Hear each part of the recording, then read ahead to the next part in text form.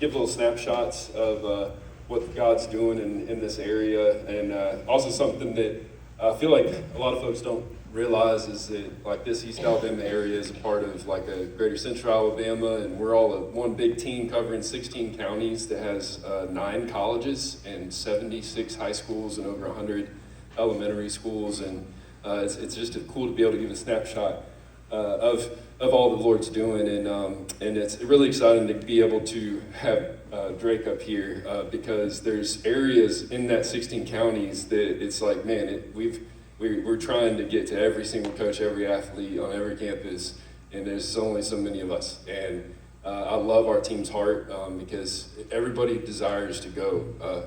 We just want to go to all these places and try to share what God has done, and it just can't get everywhere. And so we're just constantly praying for folks like these old men love Jesus, and to find those people that we can be able to give them the opportunity and the space to share the goodness of God. And Drake is an example of that up in Dadeville, has a huge heart for Jesus, and I won't take the time to share just how all the Lord's doing because we got a really special story to be able to share with you all. But if there's anything that you guys would like to do beyond just this event, me and John, who actually is Mitchell and I's boss, he drives all the way to Bullitt County every week to speak to their football team, and just every staff person we have, Caroline going all the way to Pensacola to watch Auburn University soccer, JT riding motorcycles down to Jacksonville, Florida, and can't keep Mitchell in the country. And so we are looking to hire more staff. We started an internship program, and there's a lot of corporate sponsorships that are available if you guys want to dream big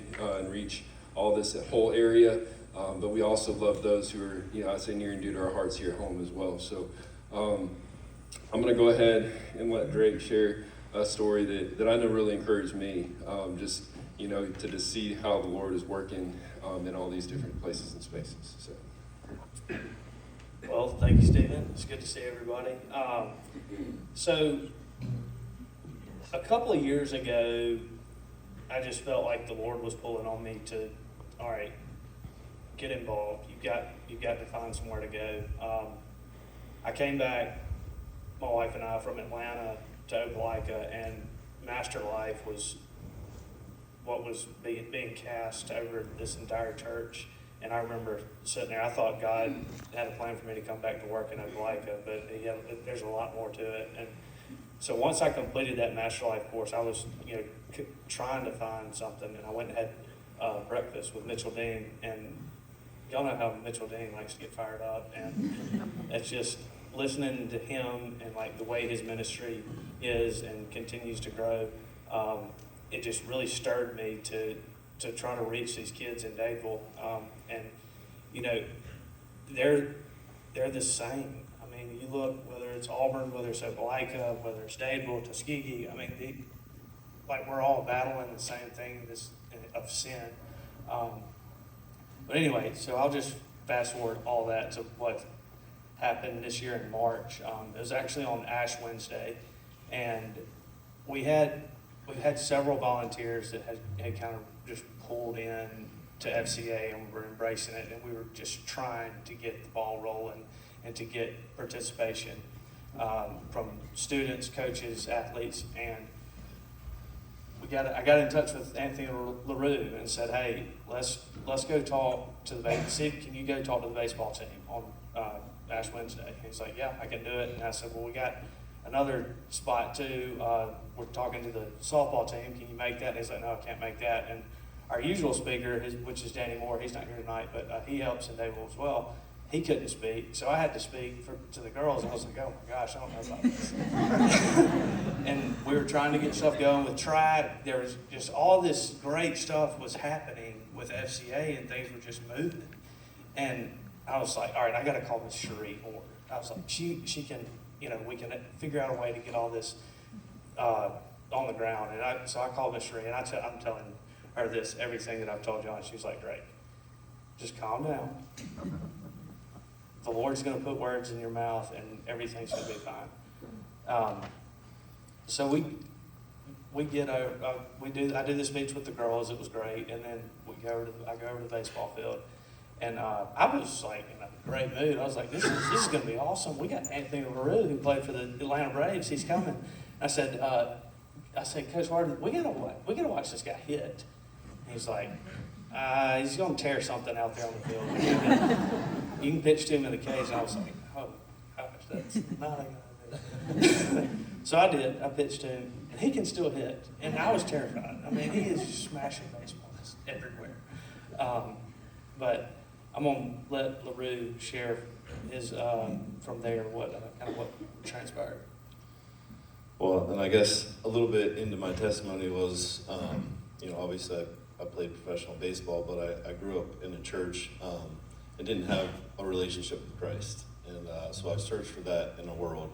And I think a lot of us out here, sometimes we think like, oh, if we have this next best thing, or we have this money, or if we have this, that like, then I'll be ready. And the truth is you can chase all that kind of stuff, and you'll never be ready until you die to yourself. And so I had a career ending, well, not career ending, I thought it was a career ending, but I had an injury off the field in 2015. I started questioning God because I had just about everything that the world had to offer, and I was empty. And I ended up breaking my leg off the field.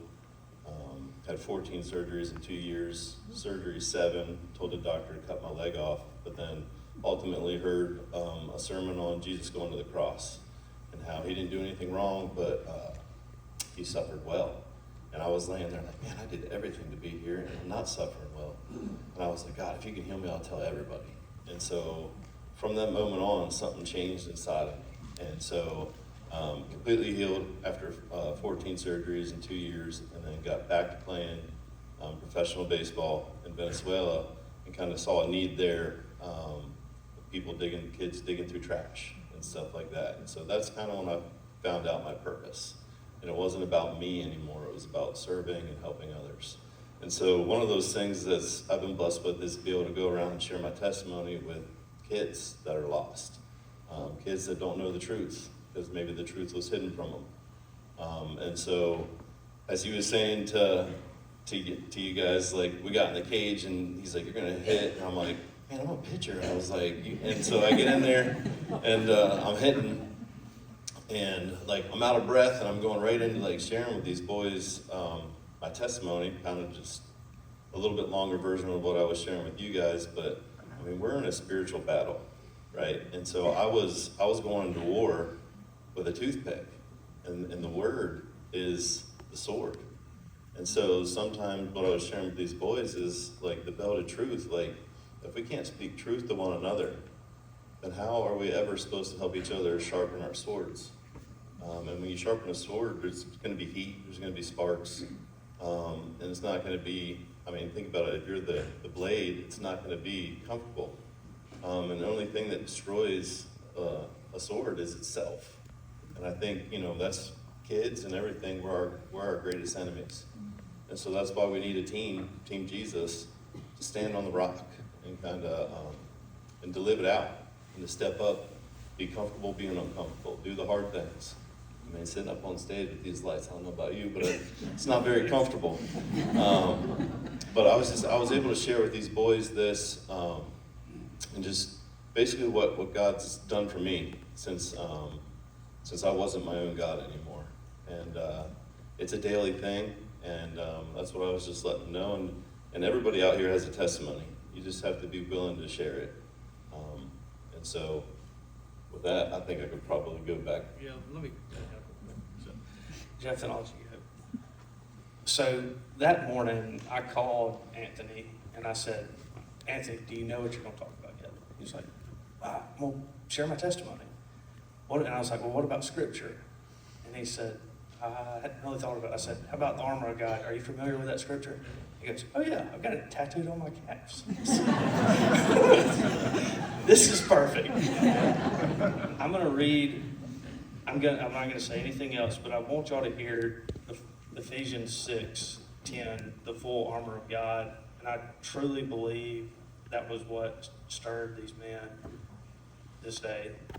So finally, be strong in the Lord and in his mighty power. Put on the full armor of God so that you can put your stand against the evil schemes. For our struggle is not against flesh and blood, but against the rulers, against the authorities, against the powers of the dark world, against the spiritual forces of the evil in heavenly realms. Therefore, put on the full armor of God, so that when the day of evil comes, you may be able to stand your ground after you have done everything to stand firm. Then, with the belt of truth buckled around your waist, with the breastplate of righteousness in place, with your feet fitted with the readiness that comes from the gospel of peace. And in addition to all this, take up the shield of faith, which you can extinguish the flaming arrows of the evil one. Take the helmet of salvation and the sword of the Spirit, which is the word of God, and pray in the Spirit in all occasions, with all kinds of prayer requests. With this in mind, be alert, and always keep on praying for all the Lord's people. Pray also for me, that whenever I speak, my words may be given, so that I may fearlessly make known the mystery of the gospel, for which I am an ambassador in chains. Pray that I may declare it fearlessly as I should. And here's where I go. When he was speaking to the girls over at the softball field, and he was getting prepared to come to the baseball field, I was the only one that didn't know about the day even going to happen. For whatever reason, my wife can be a testimony to this. Drake, if you tell me something 2 weeks out and you don't tell me the day of or the day before, all the men in here said, we're going to forget. So I forgot the day because I'm a head high school baseball coach at a school by myself with 3 teams. I've got 3 volunteers that are coming after work. So we're in that 5th block stage where we're getting ready for practice, and I'm doing field maintenance, and I'm thinking about how can we do a better job in the cage of staying inside the baseball and be on the inside scene. I'm worrying about a lot of things, and the track is just full of water, the field's wet. That's one reason Anthony had to hit inside. I thought he was going to tear his hamstring up trying to hit out on the field, but there was a lot of stuff. The principal's texting me saying, hey, you got one that was spinning tires coming out of the parking lot over there to 5th block. Hey, this kid, he needs to stay. He's been out. He's got to make up a test. I'm getting all this stuff coming on, and then I see Drake getting out of his car, and my first thought is, what is Drake doing here? I love Drake. Drake is a good friend of mine, but if he ever needs a job, you need to hire him if you're big on people showing up. Because Drake is going to, if he says he's going to show, he's going to show. He's going to be there every single time. And I think that in growth in our faith, we learn, one of the things we learn is we just keep showing. We keep showing up. So he was always there. So he was there, and I had to get off of the lawnmower. I had to get out of the track where I was at. I went over and I said, what's up, Drake? Then he reminded me of the day. In my first thought is I was frustrated because I was thinking about bullpen order for every kid we have from 7th grade to 12th grade. Who was going to throw, and then who was going to catch all those guys and what order that was going to be in. I'm still doing all that. So I'm highly frustrated because we're in season. This is not summer. We are about to play a game. And then everything started to slow down. And then I see Anthony LaRue walking down the hill with his Bible, his wife, and everything. And I thought, Lord, let's go in the building. Let's get this started because we got a lot to do. And that's transparent, 100% about what was going inside me. So I went, set the whole entire program down in the cage.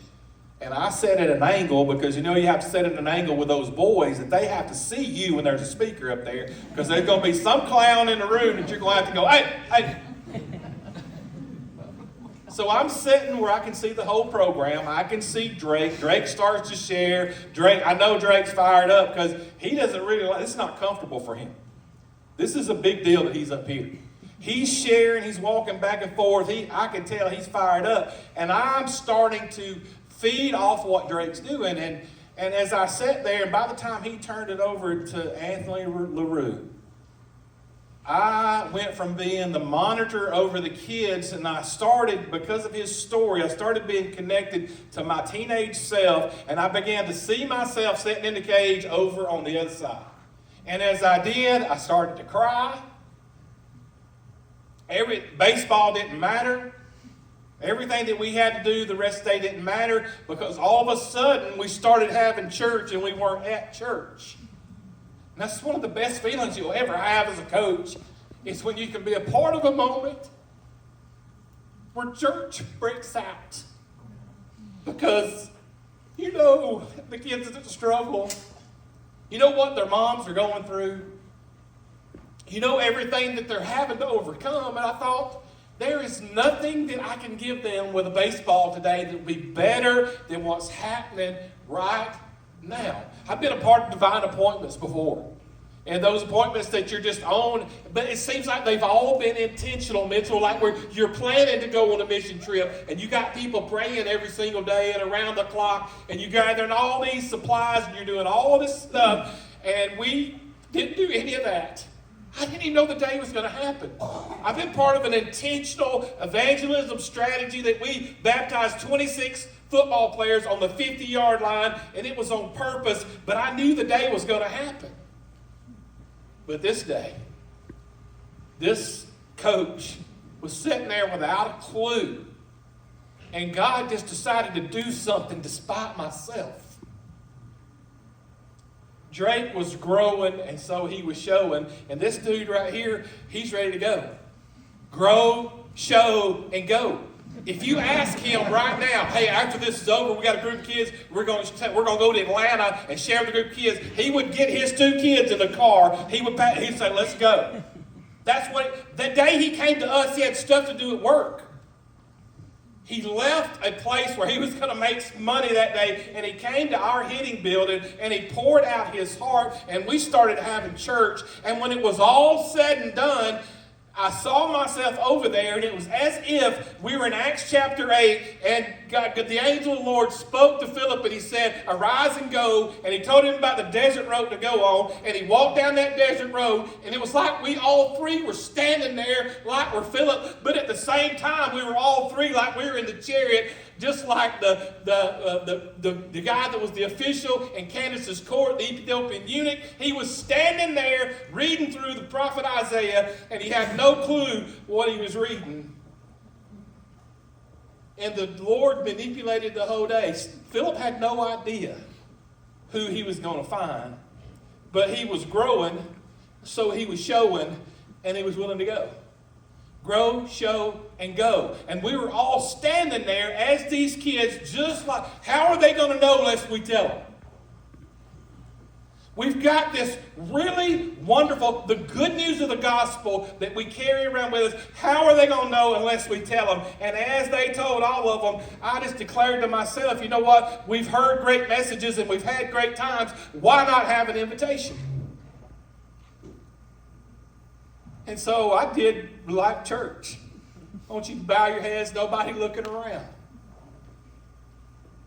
I thought it would be great if one kid would stand up and make a decision to say yes to Jesus. I thought that would be great. And we prayed with them. We said a prayer, and I challenged them. And when that prayer was over, I just said, right now, I want you to stand up. If you want to give your heart and life to Jesus for the very first time, I want you to go stand with Anthony LaRue. And one of our players, who's a multiple sport athlete, great influence on our team, the last one that I thought stood up was the first one that stood up. He's the last one that I thought would get up on that day. He was the first one to get up, and he took half the program with him over to stand by Anthony. Then I said, if you're here today and you want to rededicate your life to Christ, I want you to go stand with Drake right now. And we had the whole, I thought I'd have some leftovers. Some people that I could say, hey, let's talk a little bit and maybe reiterate the good news of the gospel. I had a backup plan. I was finally ready. But the whole program responded that day. And you know what? It's just proof positive that God doesn't have to give me a heads up. And one thing that he's taught me for sure is every day that I get up, I have an opportunity to accept the Luke 9:23 call. That if anybody's going to come after Jesus, they must first deny themselves and then take up the cross every single day, daily, and follow him. Every single day, whether you're going into a school, a field house, a soccer field, a baseball field, a football field, wherever you go with an opportunity to have a divine appointment. It may not be the whole program, but you know what? I found out that God's favorite number is one. One lost sheep, one lost coin, one lost son. And I learned a valuable lesson. It's not about me. God can do what he wants to do and when he wants to do it.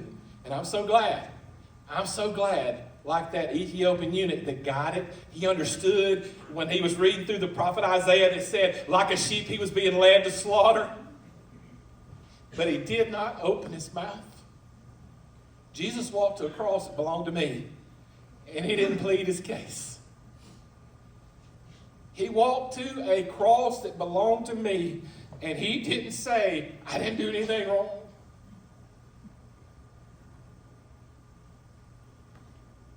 By his grace, we are saved, and grace, rightly applied, changes everything. And it did on that day when the whole program responded to the invitation.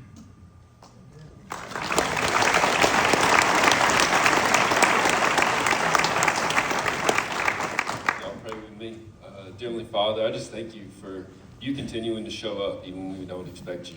I thank you for these faithful men here that are bold to share your good news and to continue to be lights in the darkness that you've placed us in. And I just pray this day that if anyone here desires to continue to use the testimony that you've put in their life, to desire to have the heart to just show up and to share with others, that they might connect tonight with our team, that we might be able to begin finding more laborers for this harvest. And I just thank you for your goodness, your grace, your mercy, that we wake up every morning with breath in our lungs to be able to share your glory and your good news. And I just pray this all in the power of your Son's name. Amen.